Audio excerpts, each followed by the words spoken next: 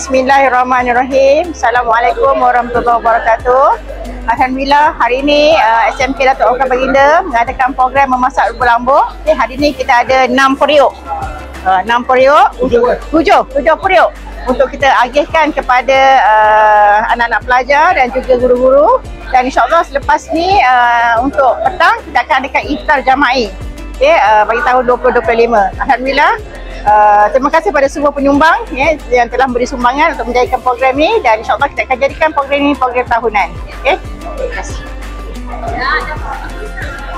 Assalamualaikum warahmatullahi wabarakatuh.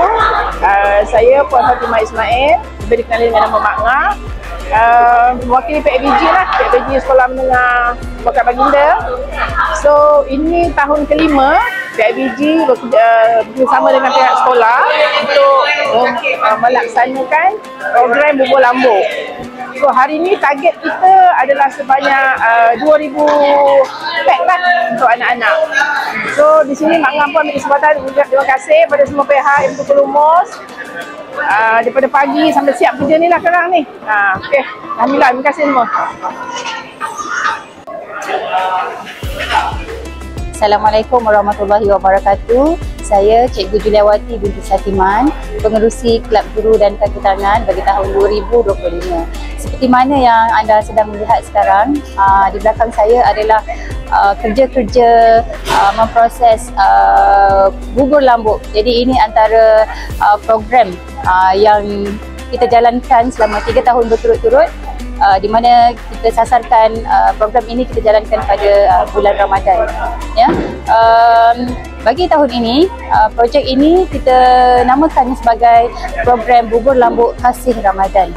Jadi objektif utama program ini adalah kita hendak memupuk semangat kerjasama dalam kalangan guru-guru dan juga murid-murid, bagaimana kita bekerjasama bagi menghasilkan bubur lambuk yang sedap, enak, yang boleh dirasa semasa berbuka puasa nanti.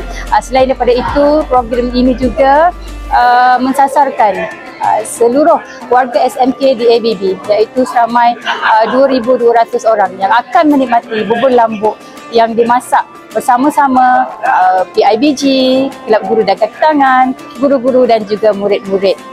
Jadi dari itu saya wakil guru-guru dan juga warga SMK Datuk Abakar Baginda mengucapkan jutaan terima kasih kepada ibu bapa, murid-murid, guru-guru yang telah sama menyumbang bagi memastikan program bubur lambuk tahun ini berjalan dengan lancar. Itu saja. Sekian, terima kasih.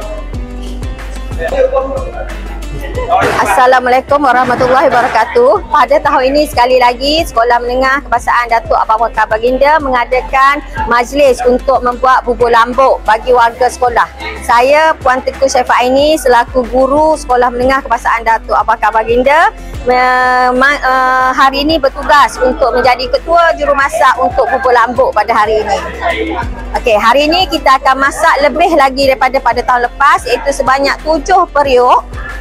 7 periuk untuk dihagihkan kepada seramai 2,500 orang, termasuk guru dan pelajar. Terima kasih.